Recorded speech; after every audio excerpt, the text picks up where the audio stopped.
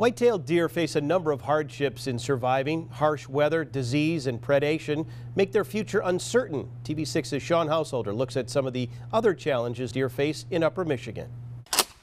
If you're a white-tailed deer, you have to assume that danger lurks just over the next ridgeline, and it usually does. Harsh weather, hunters, and the occasional front end of a Chevy are just a few adversaries worth mentioning. Many of the deer's rivals aren't gunning for the biggest buck or even counting points. You had EHD downstate that in some areas decimated their deer herd. That disease is really prevalent when you have dry, warm weather. It's a good thing for us and for the deer that EHD or epizootic hemorrhagic disease and other deadly ailments don't do well in the UP. The ones that mostly we're talking about are TB, the chronic wasting disease, or the encephalitis. Those are diseases we hope we don't find in the Upper Peninsula. We're still lucky. We still are doing surveillance. Harsh winter weather is more deadly for deer than nearly all other dangers combined. The month of March is a pivotal time for deer. Imagine being a deer and having to forage for acorns. The extended winter into our typical spring